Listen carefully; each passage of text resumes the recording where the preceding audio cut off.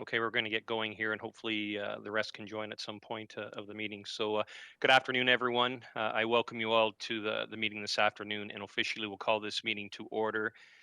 And note the time, 3:35 p.m. Please note the only regrets that I have, other than what Kim said, is from Tanya Haverkamp. We acknowledge that we're on the traditional land of the Anishinaabe people. We wish to recognize the long history of Indigenous people of Canada and show our respect for them today. We recognize their stewardship of the land. May we all live with respect on this land and live in peace and friendship. Are there any additions for today's agenda? See none, I would like a motion to approve the agenda. Oh, Whoop, go ahead. actually, sorry. I just wanted to mention that there is an additional item, item 7.0. We did discuss it at the last meeting, but we just wanted to officially add it to the agenda. Marion, if Seven. that's correct, I know we had talked about it in advance, so hopefully that's the correct approach. Okay, I know what you mean. Okay, so we'll add 7.0. Now I know what you're talking about, Kim. Sorry about that. Oh, no problem. Okay, so a motion to approve the agenda as amended. That is moved by Todd, second by Becca. All those in favor? And that is carried.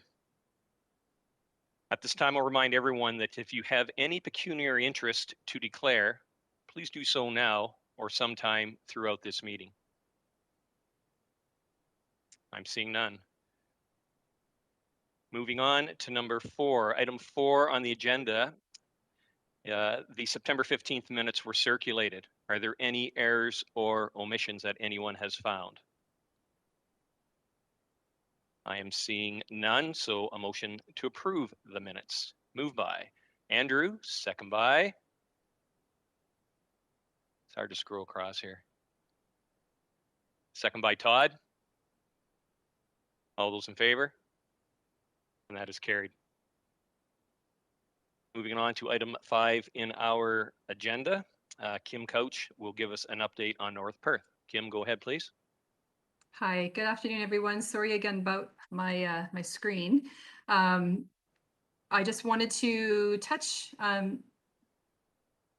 basically on my report. I did try to put as much information in there as possible, and I did want to highlight the facade improvement program. The program has been moving along quite well. We have had lots of interest, and we are, as of right now, at just over $30,000 that has been granted, approved for grants for the program in 2021. That may increase. We do have a couple that are pending. We're just waiting for some final quotes and details and for it to be taken to the committee. But it's been a pretty good, a very good response in the first year for the program.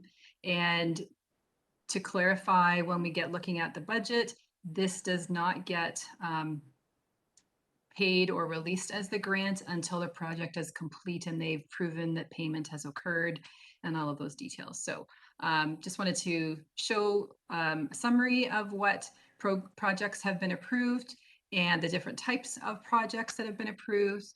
And also wanted just to see if you had any questions about that, or if I can clarify anything on that point before I move forward. Yes, Andrew, go ahead. I just want to give my congratulations, Kim. I think that's a fabulous way to support some of our downtown businesses, and congratulations on the success of it. Great news. I think it's a real good initiative. Excellent. Yeah, we're really pleased. It's been, I think, an impactful project. I think, as you'll see, some of the businesses, we're pleased that they've offered to participate, especially in such a challenging time. And I think it will definitely give a boost to our downtowns, beautification, and we're really happy to be able to support, and that council, as well as the BIA, had given financial support, and the province, for this program to get started. So yeah, thank you very much for that.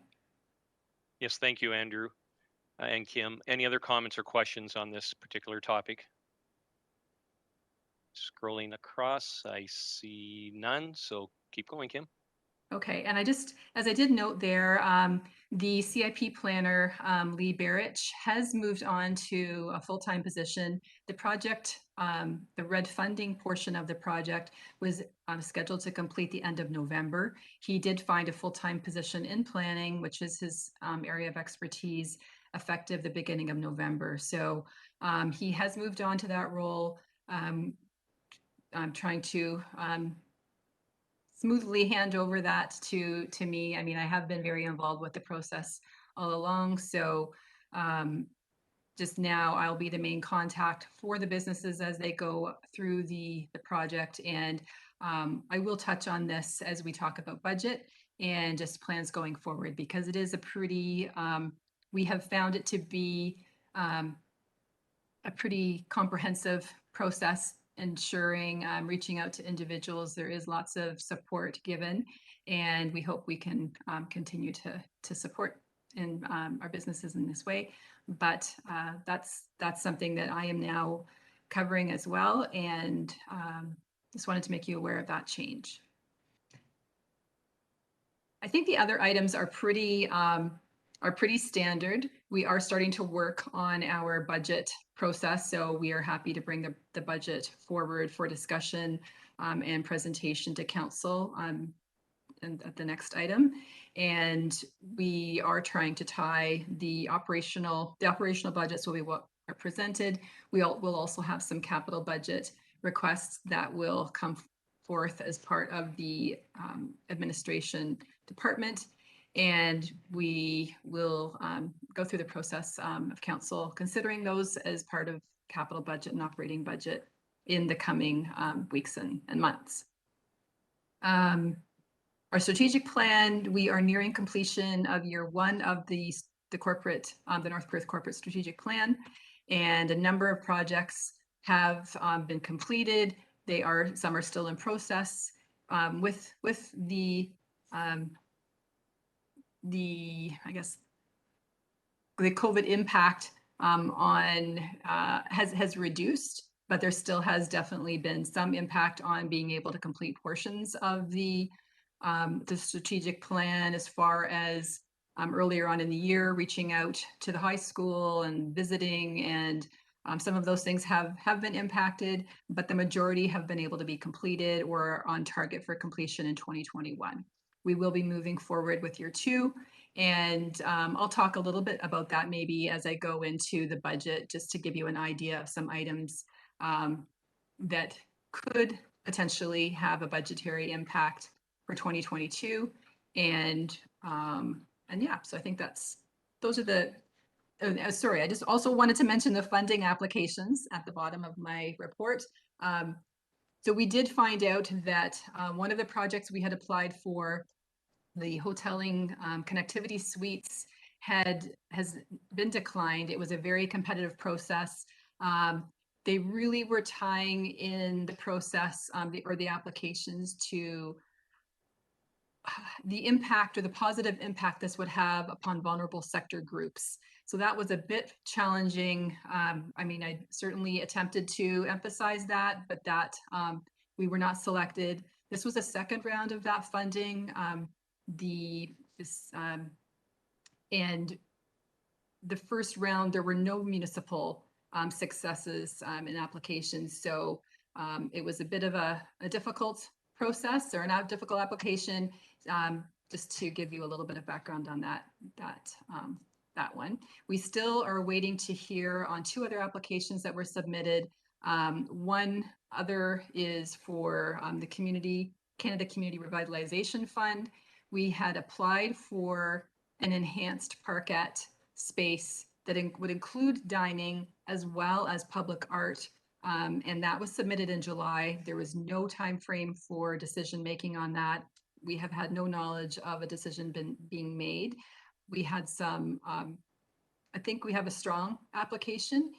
We had proposed, in this application, you were able to propose what level of support you were looking for versus a set amount. And we felt it would be feasible for us to we've requested just under $50,000 for them to complete that plan. So that would mean about approximately 30,000 that we would be asking for funding, and about 30% in our municipal portion to make that happen. So we're hopeful and still waiting to hear on that project, as well as the rural economic development application. We did submit an application on October 1st, and we decided to submit for a rail trailhead in Moncton. And we did work on the application with the G2G steering administration and staff. And that, I mean, the G2G trail has a really significant impact upon business and on recreation and tourism and attraction to the area. And so we're waiting to hear on that one as well. It would be a pretty significant impact, and it would positively impact the downtowns, all downtowns of North Perth, as well as attracting generally to the region. We've heard in the recreation master plan that trails are the one of the biggest impacts to our benefits to our recreation. And so we want to build on that. The county is also building on that with their trail programs. And we just feel it would be a real asset to focus on that area as we build our recovery and help to build some economic growth for that throughout North Perth. And in addition to being a real draw for youth and residents in general. So that's the focus. They say generally 2 to 3 months. So that one would be planned for 2022 is when that one would be implemented if we're successful. And then I just gave some information on 2 other applications that we're involved with, and we are hopeful that they will also be positive outcomes. We have not heard on the first yet, and the second one we may potentially submit an application. Right now, the Listowel BIA will be submitting an application, still finalizing for what topic, but we will be supporting those applications as we move forward. That's the summary of that. Those are the highlights of my report, if anyone has questions. Thanks, Kim. Any comments or questions for Kim on this topic she's presenting? Cross. Go ahead, Leanne. Hi, Kim. Thanks so much. I'm very interested in just a bit more information about how it's going with the Huron Perth Agricultural Science Science Center.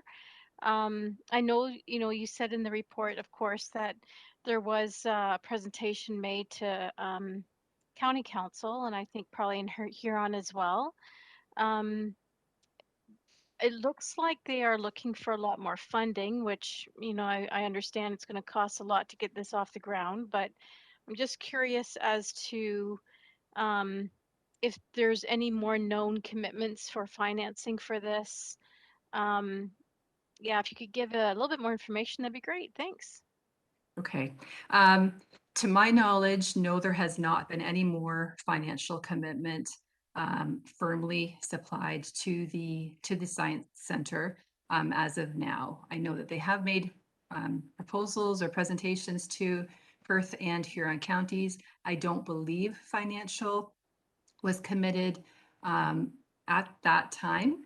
And I know that there is a commitment, like in-kind support from Perth County Economic Development, from my understanding, from Jill, but I don't know that there's anything financial and financially being committed to further at this point. I know it's being pursued, but I don't believe anything's been firmly committed. I believe you're right. I think that is, unless Todd wants to correct me when we were at council, but I think Warden Aitchison said it will be likely coming to the county at some point for some assistance. Is that correct, Todd? I was absent that meeting, but my understanding from the proceedings indeed were that when the project was further along and needed some county financial support, that it in due course could be brought to the county council. Yes, thank you. Just a secondary question, Doug, is that okay? Yes, it is. Um, the other question I have too is, of course, capital investment is, of course, of top of mind. I guess my second question would be is, are they also thinking about being more self-sustaining in terms of operating without a lot of other municipal financial support, I guess? That would be one of my thoughts right now. Thanks. I think the intent was for and originally when they presented to North Perth Council, they were looking or hoping to receive commitment or conditional commitment for property, as well as commitment for operational funding.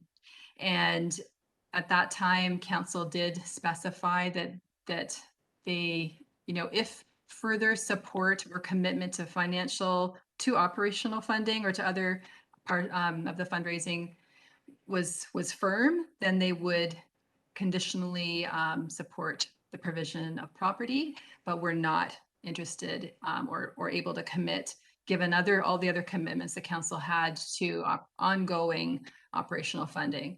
So I think I know when I have been giving guidance to the committee, it was my understanding that they were to be pursuing operational funding from other areas, and I've been encouraging that's what would be ideally secured from other funders, whether it's at the county level or other provincial level, that's would be something that they would be looking to see.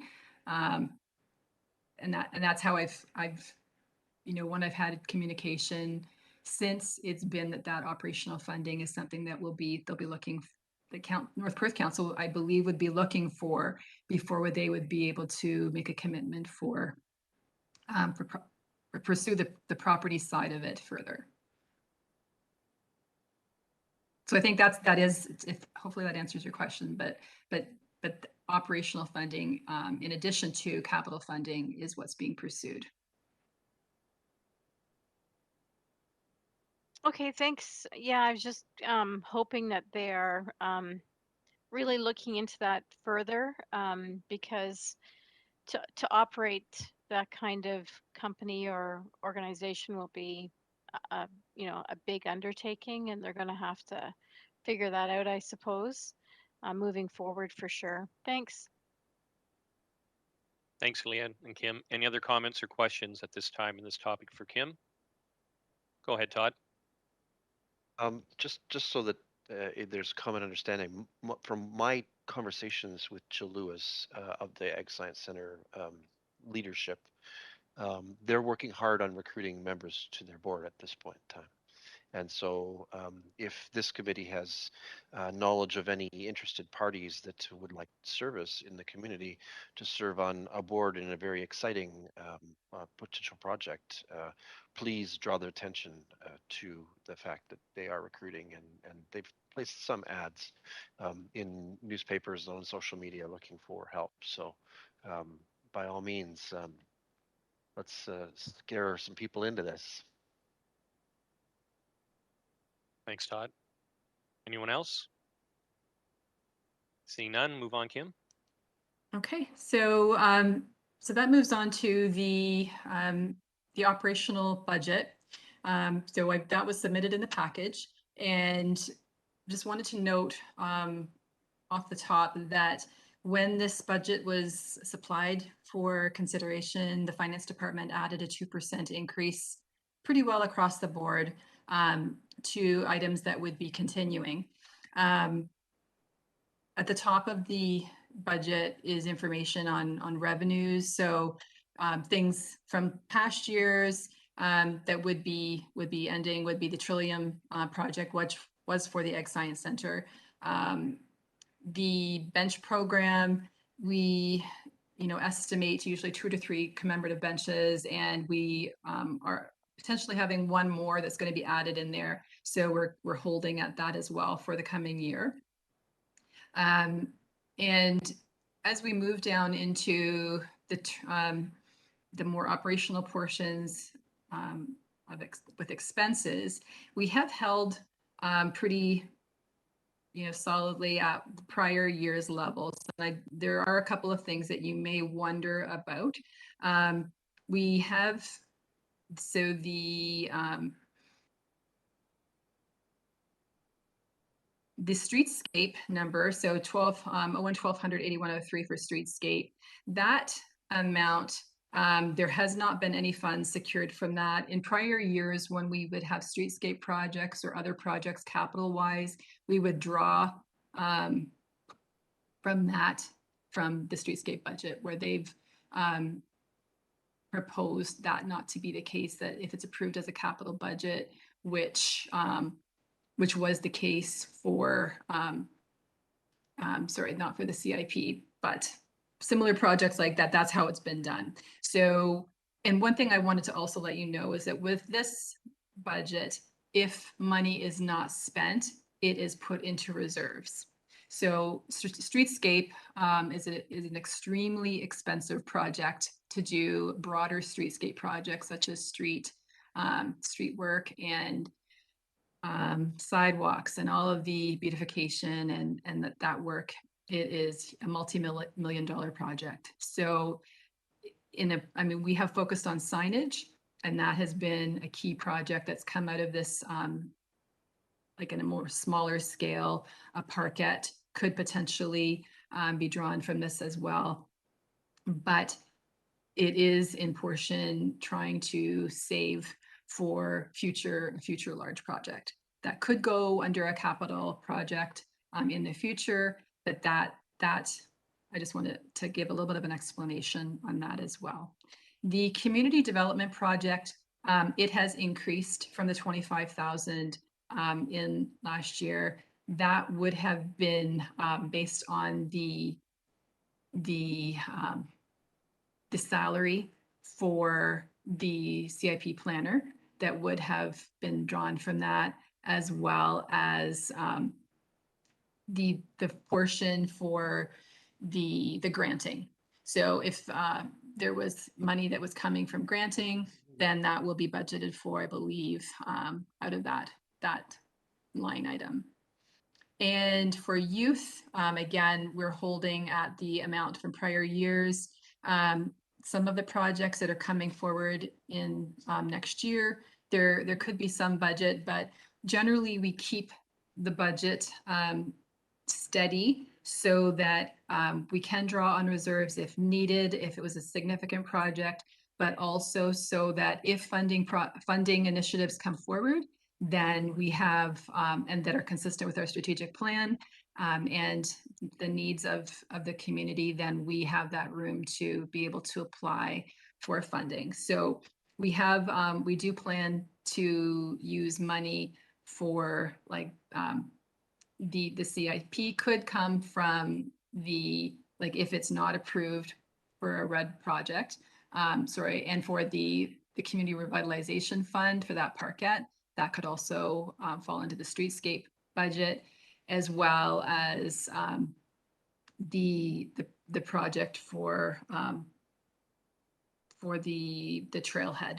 So it just gives us some flexibility in being able to continue with those projects, as well as for the community development, being able to recommend that we would continue to top up the amount for granting that council approved in 2021. So they approved $75,000 to support the community, the facade improvement program.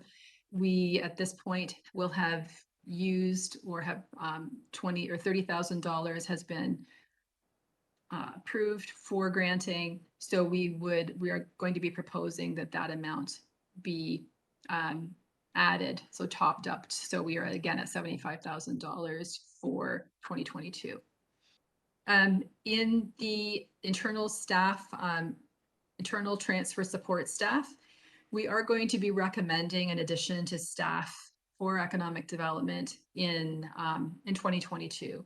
It's to be determined whether, I believe it's going to be proposed as a contract staff for 1 year to be able to help support with some of the programs that we have initiated in 2021, such as the Facade program and Driftscape and all of there's just a lot of other supports that are needed to make sure that we're able to achieve some of the strategic initiatives that have been raised, project administration for some of these funding projects if they go through.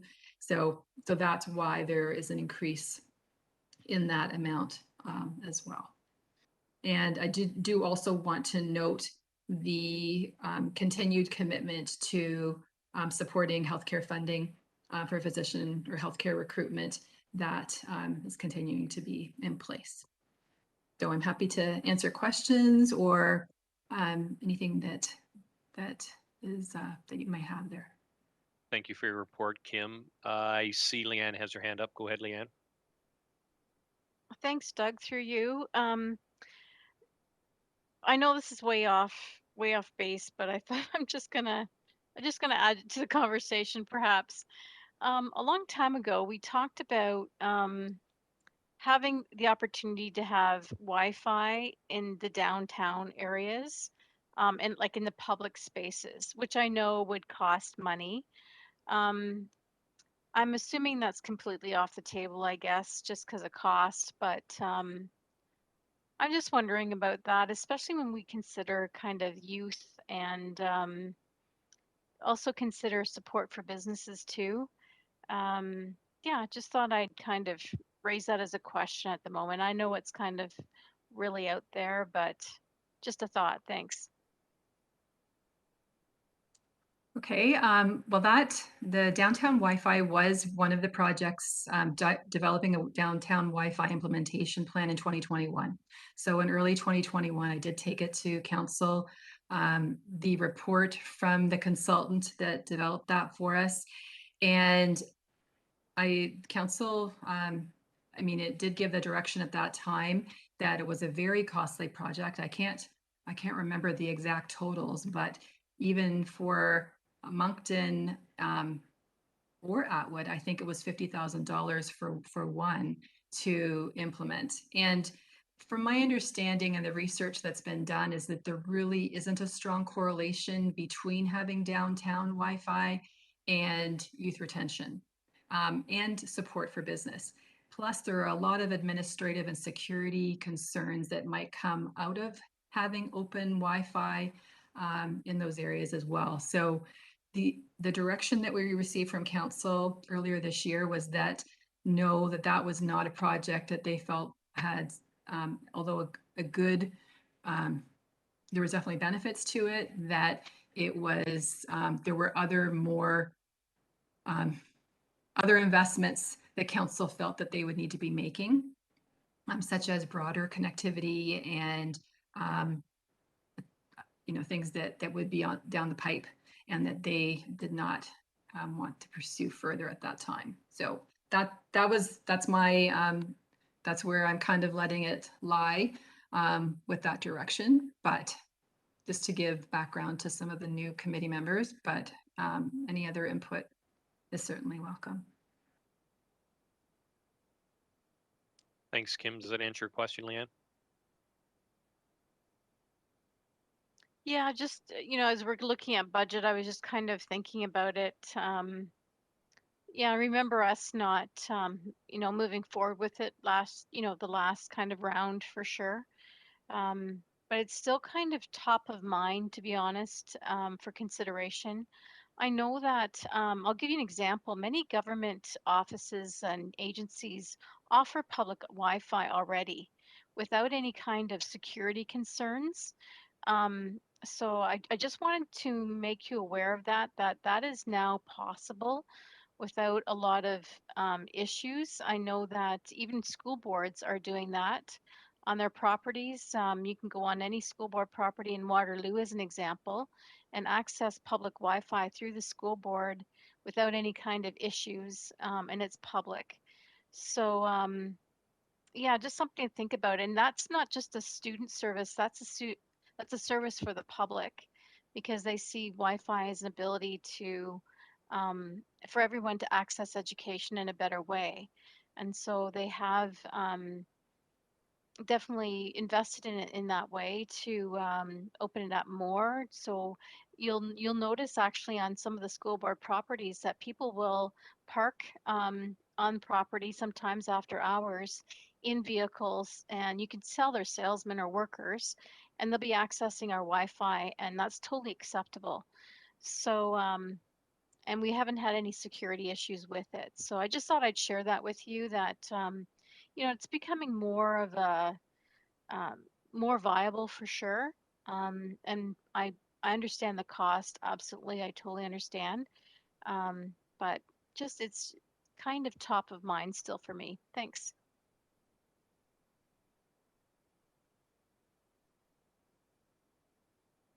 Sorry, thanks, Leanne, for your comments. Andrew, I believe you have your hand up. Go ahead.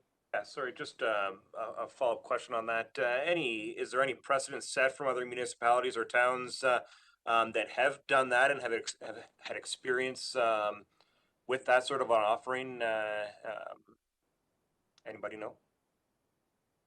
I think that that was something that it was touched on in the report, not delved into too heavily. And I do want to clarify that we do offer public Wi-Fi in our municipal building, in Steeper, in I believe the library. So there are spaces that it is offered already, that I think would address some of the concerns or questions. It's just whether we have like outdoor public Wi-Fi in key areas like such as the downtowns.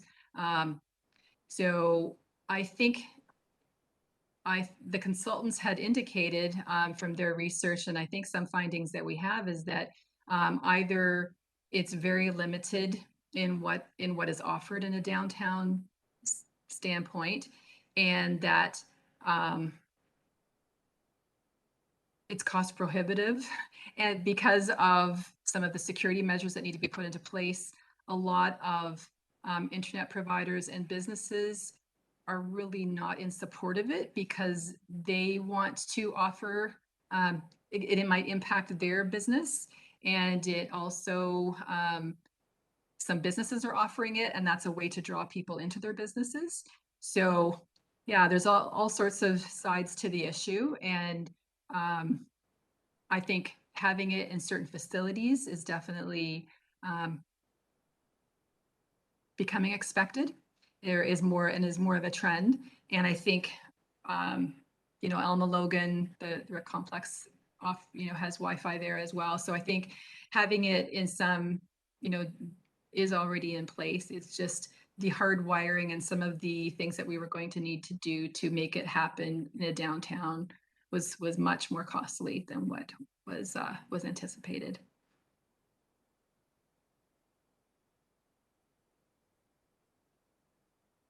Thanks, Kim. Go ahead, Todd.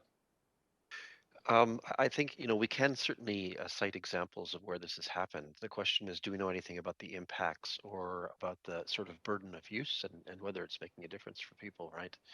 Stratford, of course, is a good example with their Rhizome network. They have been offering free downtown Wi-Fi for some time, and it might be interesting and sort of worth some effort on the part of economic development to just make a gentle inquiry of the Stratford team to find out what we can about whether usage is high or whether it's really trivial.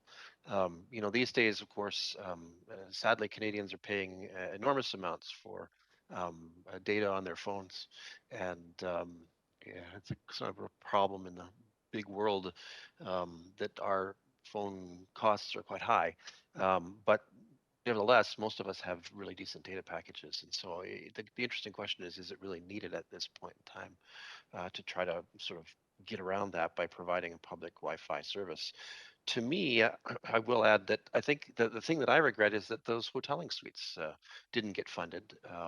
We had talked about various needs, including for agriculture, to have high-speed broadband access, and the fact that we didn't score on that proposal is unfortunate. And maybe we do need to be thinking about a pilot, at least in our facilities, towards that end to help with. Understanding the demand and trying to fulfill some of it. Thanks, Todd. So Kim, maybe you can do some research on that and bring it to the next meeting on how Stratford is making out of on their usage, et cetera. Is that okay? Sure. Okay. Any other questions or comments with regards to the proposed budget? Scrolling across, I don't see anything. Kim, is there anything more to add to this? No, I think it would just be beneficial. I don't know if we need a motion, but we can, whether that would be something we'd recommend. I think we've done that in prior years. Yeah, I think, but, yeah, I was going to ask that. I don't have anything in front of me, but I think it's crucial that we do have a motion from the NPEDAC committee to support the proposed 2022 budget to the council. Do I have Great. a mover for that? That'll move by Becca, second by Leanne. Questions or comments? All those in favor?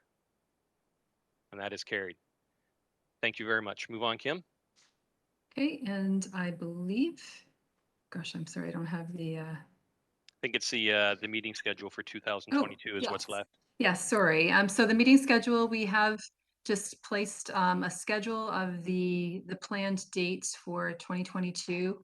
It is the Wednesday bi-monthly, the third Wednesday bi-monthly. There, the terms of reference indicates, 5 meetings, but we've exceeded that. So if we do need to have additional meetings or others aren't required for whatever reason, then we can bring that to the committee at the time. But just wanted to submit that. Does anyone have any concerns? First off, with the day, or secondly, with the time meeting here? Go ahead, Andrew. I believe March 16th is it's March break. Whether that's of significance to anybody or not, my children will be dragging me away. Rightfully so. Thank you for bringing that forward. That's a good point. What about That's the the- time? What about the time for anyone? Would anyone like it earlier? The only reason I say that, not that it matters at all, I sit on a committee for the county, the Perth Museum, and a meeting is tonight at 5 o'clock. Obviously, I'm going to miss, but when it was virtual, it was no problem. I could scoot home, but now they want us to drive to Stratford, and that doesn't matter. I can miss some meetings, but if anyone would like it earlier, that would be great also. No worries. Yep, let's keep it the way it is then. Okay, Kim, thank you. Okay, so we'll leave it as that, and we'll try for the week after. Would that be better, or would the week before March break be better? After. After? Myself, Okay. yeah. So we'll try for the 4th. I don't have the calendar in front of me there, but we'll plan for the 4th Wednesday at 3:30. That'll be March 23rd, yes. Okay, Okay. Thank you for your report, Kim. great. Very appreciated. We'll move on to item 6 on our agenda, which I will now ask Justin Diaz to give us a Perth County Economic Development update. Welcome, Justin. Great, thank you. Thank you to the chair and to the committee. So the report is in the package. So I just will take a few minutes to kind of highlight on a few key items over the next little while to bring to your attention. So the first one is our Discover More Resilience Business Open House. So this is taking place on December the 7th at the Minto Golf Club. Got 2 drop-in sessions. So this is really for, we've spent the last 20 months mostly being apart, an opportunity to kind of safely engage with our business community and have them drop in provide some physical resources as opposed to all the digital stuff we sent over the last 20 months. Also an opportunity for us to do an initial screening of a really special Perth County resilience video we've been working on with 4 businesses throughout the county that have really pivoted and thrived throughout the pandemic. So it's going to be again a really informal opportunity for businesses to drop in, have a quick chat, pick up some resources, grab something to eat, and be on their way. So again, two times available, one during the day and one in the evening. And do encourage you to share that information with your business community. I know we sent it out through some emails, and we'll continue to do so. And if you have any questions, feel free to reach out to myself for more information, or if you have any questions. I do see Becca on the call. I want to thank her for being part of our mentor meetup meeting last night. It was a very engaging hour with some local folks who have built their life here in Perth County, and was really well received. So look forward to getting the video up so that those who aren't able to attend can have a chance to view that. The next 2 items are related to digital transformation. So there still is time for businesses to apply for digital transformation grants. Those are $2,500 grants to implement a digital transformation plan, whether it be implementing e-commerce or another website update or anything of that nature. I know that there are a number of North Perth businesses who have been successful, which is great, and a number of others who are still in process of getting those applications completed. So there still is time to do so until November the 30th. And the next item, which kind of ties into that, is our digital service squad. Eileen, who is our DSS for Perth County, is available to help businesses who are having issues or want some support in completing those applications, or if they have any other digital needs that they'd like some assistance on. Eileen is always available to provide that one-on-one, so please do reach out to her. Her contact information is included. Kind of getting on to the next few things. So there's a couple of resources there about some information on a resource to help businesses and contact tracing.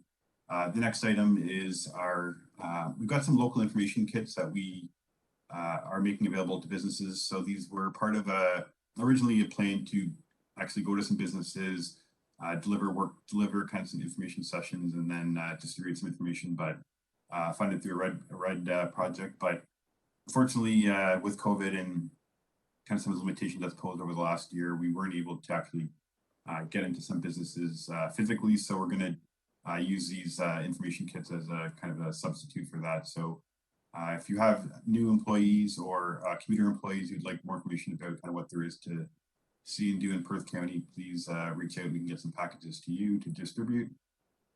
And then maybe I might just quickly touch on our Discover More Adventures experiential tourism program. So that was really our marquee tourism program for this year. The most recent experience to launch was wine bottle and scrapbooking experience in Listowel through Argyle Wines in the scrapbook shop.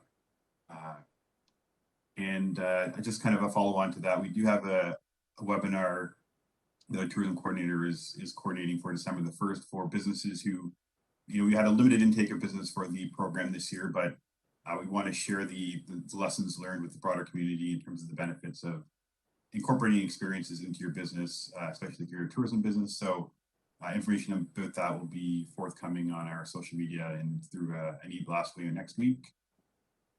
Again, wanted to take an opportunity to thank businesses who responded to our triage BRE study, and look forward to sharing those results very shortly.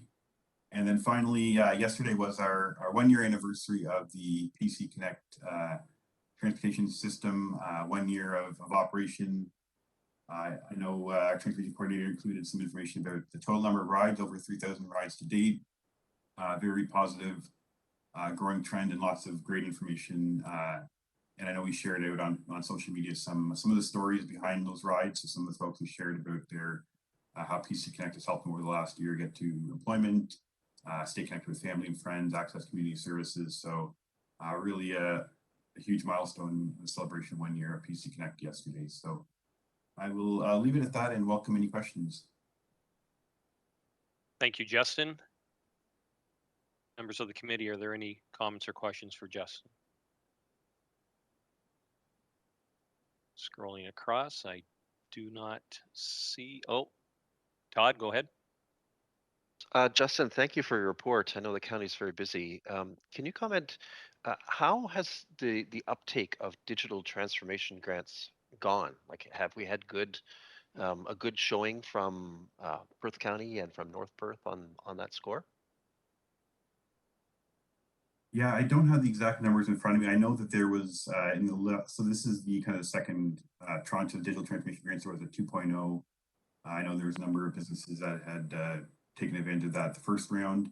And I don't want to throw a number that I'm not confident in, but I know that there was at least five plus businesses from North Perth, I believe, who were successful this round so far.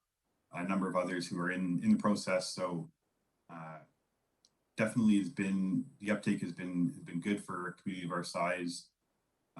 And I think, like I said, each of those grants represents $2,500 to a business to help with their digital transformation. So I think it's really been a success so far, and hopefully get a few more businesses over the finish line and get them approved for grants before the deadline of November the 30th. Okay. Thank you, Justin. Anyone else? I am seeing none. So again, as Todd said, thank you for your report, Justin, in participating in the meeting today. Thank you. Moving on the agenda, item 7, NPDAC topic discussion. I believe, Kim, you're taking the lead on this.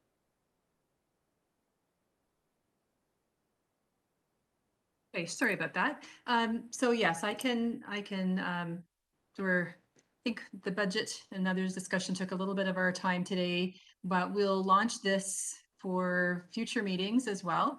And I think what we are proposing is that the topics we'll discuss will focus on the 4 priorities that were identified by North Perth Economic Development Advisory Committee in the priority setting process. So the first priority that was set was youth retention and attraction, and that's a pretty broad topic. So we would really value input from the business members and from council members on each of these topics, and we'll just commit time each meeting to maybe digging into a couple of key questions, just so that it's not too broad. And so we just loosely picked a couple of questions that have been a bit challenging, and just that we really value some input on. And so the first would be, how do we connect with youth who are away at post-secondary? So that's kind of our the challenge, and we wondered if businesses. So what we'll do, I think, for today is that, depending how the discussion goes, hopefully Mary Emma can help capture. I believe we're recording the meeting, so we'll be able to make sure we have the thoughts captured, and hopefully they can give us some direction, potentially.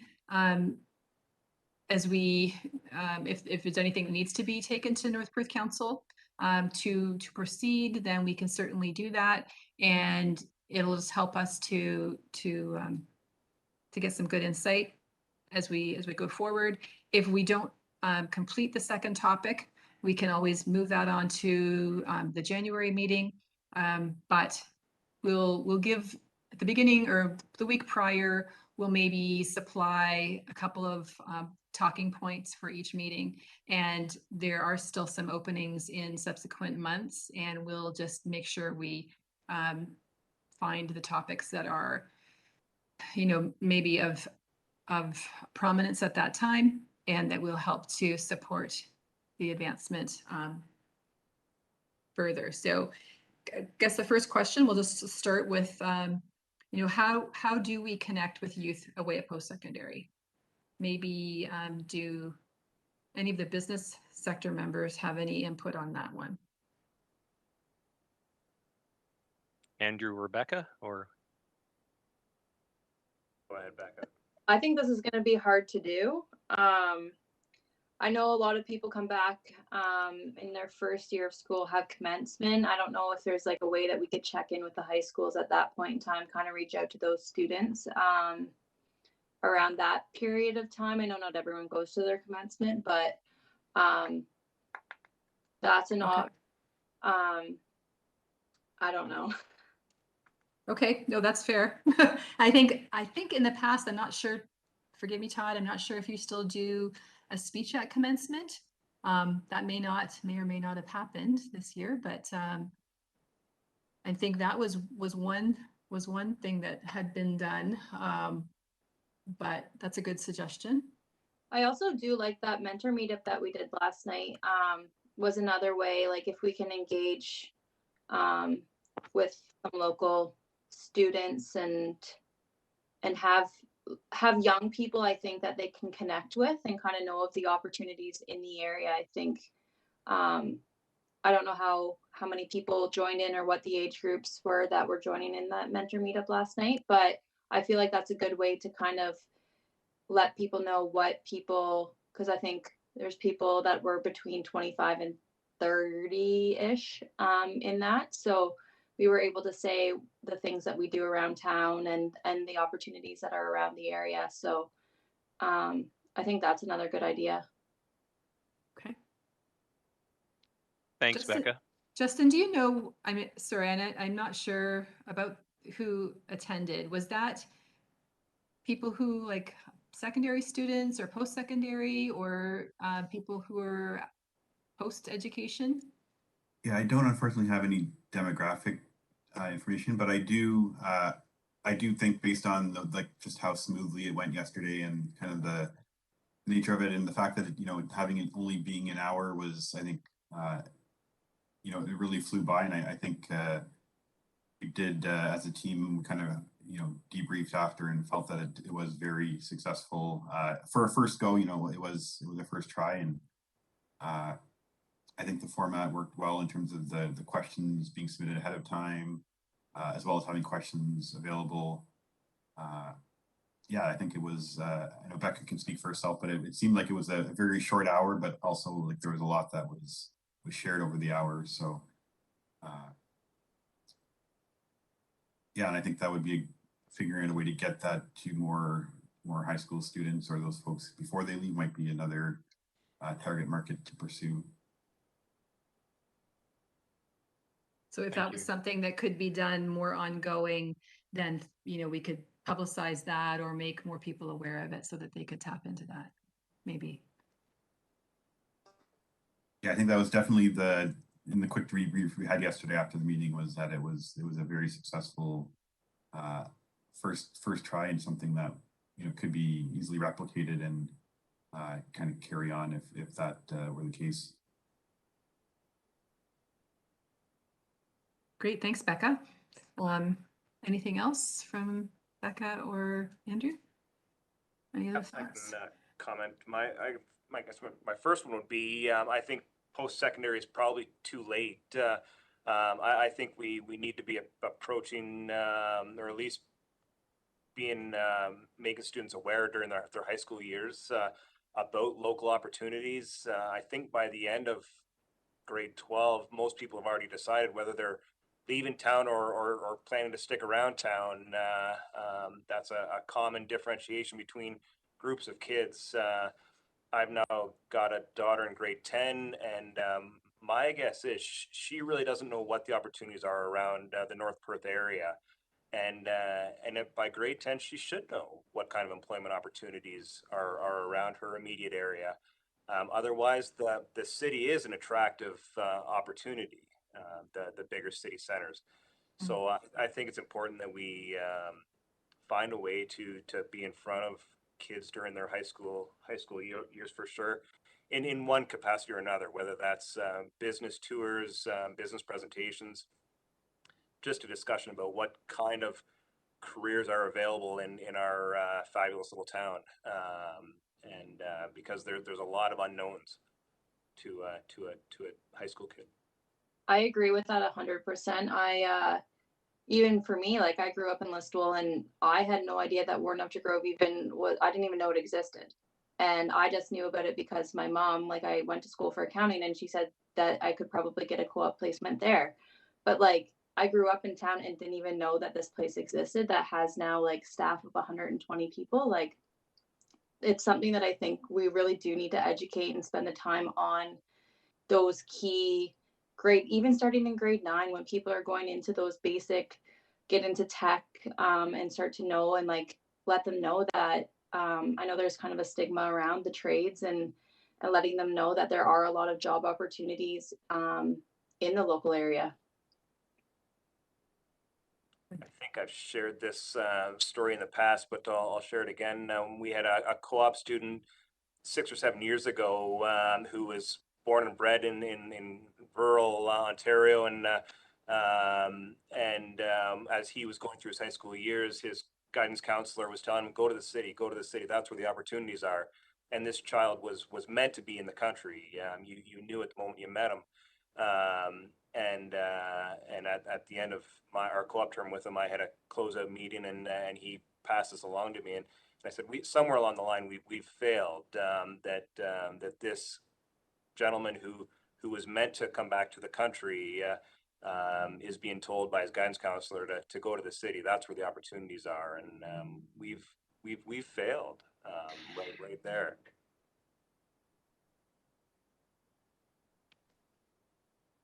Well, I know, I know when the youth attraction and retention strategic plan was developed a few years ago now, that was one clear message that the youth that generated the plan came up with, was that they were being told to go away by parents, by educators. So like a pretty clear message. And one of their learnings, or one thing that they did, sorry, it wasn't the one that did the strategic plan. There was another group of high school students that actually did a study. And in that study, a research study, they presented the findings to the LDSS staff. And I know at least initially we heard from the staff that they were really overwhelmed by that they did not realize that that's what they were doing. And the students said that there was definitely some change.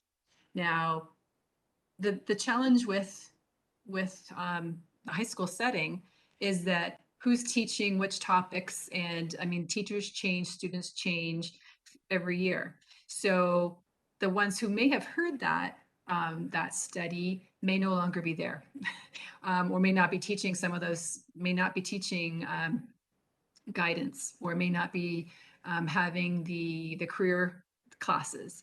So that's a good point. I mean, I think some of that messaging, they heard that, and we're starting to make some changes towards changing it, but we have to revisit that and make sure that that's still understood, that going to the city isn't the answer for everyone. And I'd also heard clearly your example there, Becca, about going and having a co-op with Warden After Grove. So, I mean, I do really feel that having co-ops with our businesses is really a key way, whether it's in high school. I think, you know, at the college or university level is really important, because that's when you make those connections and you see what's possible, because you might not be aware of what's in your own town. So that's really interesting. Go ahead, Todd. I love what we just heard from both of our esteemed committee members. You know, it's funny because the first time I spoke at the graduation ceremony at LDSS, I was sort of impressed with the notion that we really haven't captured their contact information. Like we of course it would be opt-in, but we don't know who they are and whether they want to remain connected with the community or not. But at least the offer should be made, right? There should be some kind of capture before they exit grade 12 that says, you know, your community is where you were raised, and gosh, we'd love to stay in touch with you no matter what your path in life is for the next however many years. So, so maybe we need to think about talking to the local principal or to the school board about whether we could initiate some kind of contact and move forward with some kind of communication platform with our those who graduate. And you know, some will be here and some will be in Kingston and Toronto and London and other great places for we hope a short term, but always feeling connected. So I really thought that was a sort of a powerful idea, to try to consider, how do we move that forward? Having some kind of regular communication strikes me as an interesting possibility. Whether we do that or whether we support it somehow so that people can stay in touch is an interesting question.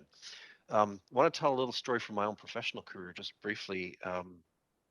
Several years back, I got to consult with a major Canadian law firm, and they were doing some employer branding work at the time. They were trying to figure out how they could get the best and brightest of law graduates into their firm, Toronto-based company, and they created a website that was loosely based on something that I'm hoping most of you have seen. It's a web project called People of New York. And New York does this profile of all these people who live there and sort of slice of life stuff. This law firm said, hey, we can tell our story better about the kind of roles that we have here and about some of the people who are here and how happy they are. And to me, that kind of builds on what both Becca and Andrew were saying, which is, how do we sort of expose the opportunities here? And I don't think it would be that difficult, really. I can honestly say that, if we put out a call as a committee to the community and said, we just want to hear about all the cool things that you do, all the jobs that you have, uh, um, some testimonials, why you chose to stay in North Perth.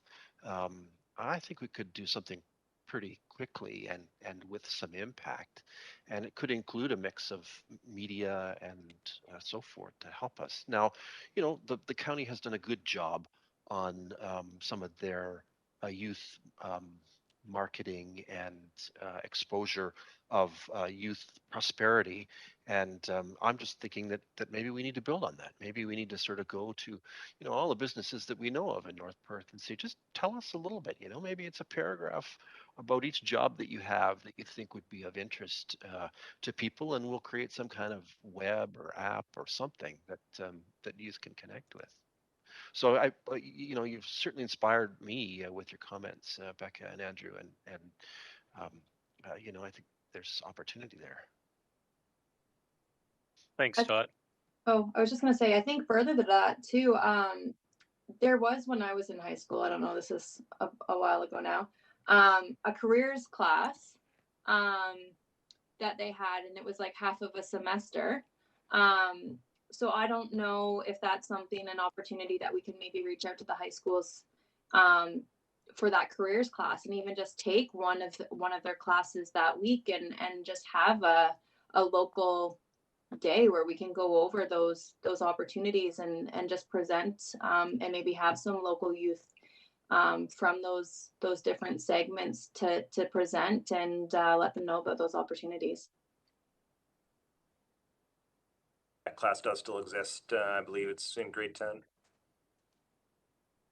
I've got one more comment, just as it relates to post-secondary contact, and it's more of what we do, and I don't know whether it's appropriate for the municipality or not, but we work very closely with the University of Guelph, so we don't necessarily keep contact with all colleges and universities, but with the University of Guelph, we've got a couple individuals on staff that work very closely with professors and researchers at the university for a number of reasons, but one of the reasons is keeping contact with students that are coming through their programs, and then we, through that contact, have the opportunity to reach out directly and get to know these kids, and discuss future opportunities throughout their tenure at the university. So it's a great way for us to get to know them, and have some sort of involvement in research work being done at the university, but it's a very close relationship that we've got with the individuals there. Perfect. Thanks, Andrew. Leanne, do you want to weigh in on anything before we move on?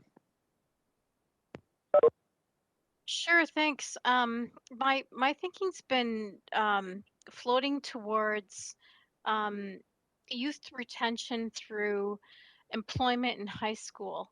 So what I'm seeing and understanding in our local community is that we're having difficulty with filling jobs, and a lot of the high school kids are not stepping up to taking employment in just commercial spaces and, your local restaurants, your local stores, as much as, it happened perhaps 20 years ago. Not as many kids are working.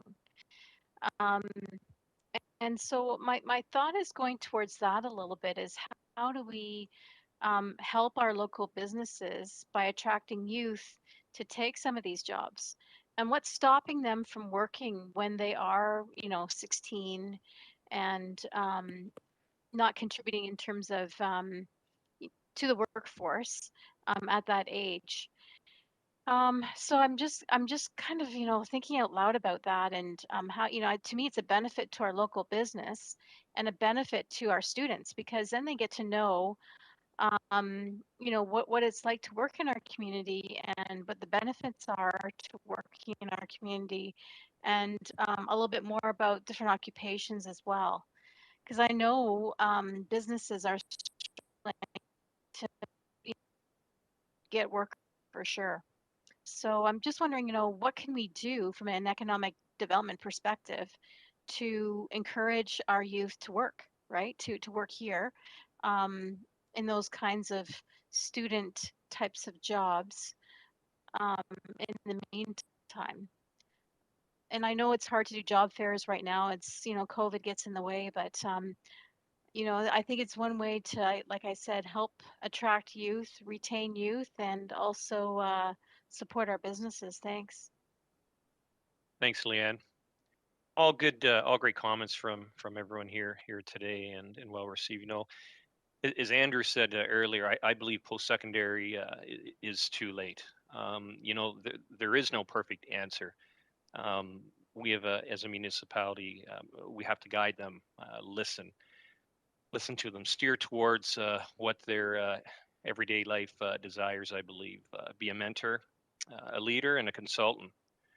Need to ask where they see themselves 1 to 5 years from now. That I believe that gives them the opportunity to think about the future. Another key role is the parents have to play on this topic also to encourage them and consider and guide them and consider what all there is to offer right here in North Perth. So I think the parents have to play a key role in this as well. So that's just a few comments that I have to make on this. So I'll turn it back to Kim. Thank you. Okay, thanks everyone. Those are really great comments, and we'll definitely capture them and use the information as we kind of start working on some planning.